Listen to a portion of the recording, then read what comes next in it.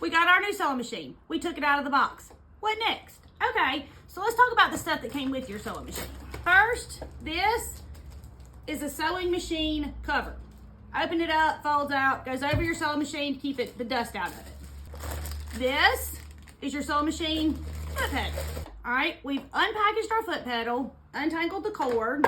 We're gonna take the end that has the little sticky on it, I don't know what it's called, and we're gonna plug it into this port. It'll only go in one way, and there's only one hole to put it in, so you can't get it wrong. Right? Foot pedal's plugged in. Here's our power cord. It has two different size holes. Well, I think the holes are the same size, but two different shapes. One's round and one's kind of square, so that it only goes in the machine one way. You can't mess it up. Before we plug our sewing machine in though, we're gonna make sure we have a needle and that we have thread and that it's doing what we want it to do so we can end our sewing machine setup with the same number of fingers we started with, okay? Let's see what else we have. Oh, this is snazzy. So this is a walking foot. If you follow my post, you see lots of people talking about them. That's what this is. And I'm gonna teach y'all how to use it. If you have a sewing machine that did not come with a walking foot, like the stylus that's being discontinued, didn't come with a walking foot. You can buy one of these separate, or you can just not use it. Totally up to you. They are specific to the sewing machines though. So when you buy one, make sure that it's compatible with your sewing machine if you choose to get one. The number of people who do not know what I'm about to show you is crazy to me. And I guess because I grew up around sewing, I've always known. I didn't learn one day, or maybe I did learn, I was just a little kid. But I get so tickled when my students are like, here we go. Front of your sewing machine comes off. You just slide it. Well, if you take the sticker off, it's helpful. You just slide it out. And then there's a little door. And you have a secret compartment. Now, I have a buttonhole foot in mine, but I'm going to put these tools that came in this bag in here.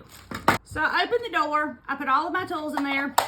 I'm going to close the door and slide it back onto my sewing machine.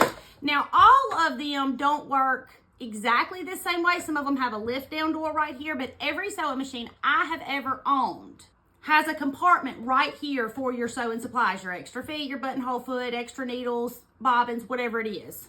Obviously, you can't put a lot in there, but the stuff that goes with your machine, you can. I'm looking at our machine, and it already has a needle in it, which we love.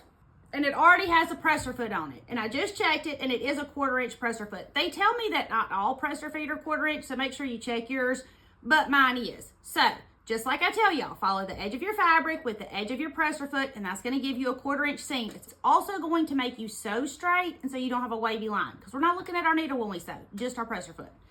So we have a needle, a presser foot, we put all of our tools in here, we've plugged it in, now let's put some thread in it. This is just Coates & Clark off the shelf at Walmart or Joann or Hobby Lobby, whatever you have local to you. All-purpose thread. Sometimes they're hard to get open or hard to get started. Maybe this one will behave for me. Hallelujah. This is where my thread goes, right here. It can go here, or there's one of these that goes right here, and I can put it on there. I'm gonna put it right here. Then I'm going to thread it. I'm gonna follow the numbers on my machine, okay? It says for number 1 to go back here, 2 is down, 3 is around and up, and 4 is inside this little hook. Now, my students say, where's my hook, Tammy? I can't see it. I don't know how to get it in there. Take your hand, roll your wheel always towards you, and your hook will come up just like this. Wrap it through the hook, and then I'm putting it straight into my needle. Your manual or whatever is going to tell you something different, but I'm telling you how I do it. I'm not saying that's how you should. If you want to do it a different way, I want you to, but mine's going straight from here into the needle. I have my machine threaded. Now I'm going to put my bobbin in. So I'm going to take my hand and I'm going to push this little black lever towards the body of the sewing machine, and it's going to pop the cover off, okay? This one already has a bobbin in it that's empty. It's just a bobbin that you can use later and fill with some thread. And here's my bobbin. I'm going to take my bobbin and I'm going to make a P. Do you see that? Here's the leg of your P, and there's the top of your P. P for perfect. That's what you need to remember. P for perfect. Then I'm going to take it and lay it straight down into my bobbin casing, okay? There's a tiny notch on the front and you want to make sure it gets in that notch. But if you pull your thread towards you and out, it'll automatically catch. Now your manual is also going to say that you have to turn your needle towards you, pull your bobbin thread up. You don't. You start sewing, it'll take care of it. When you pull your bobbin thread, you want your bobbin to spin counterclockwise, okay? You want it to spin counterclockwise. You've just set up your brand new sewing machine. I hope it answered some of your questions. My name is Tammy. I'm your favorite sewing teacher, and I would love for you to come sew with me.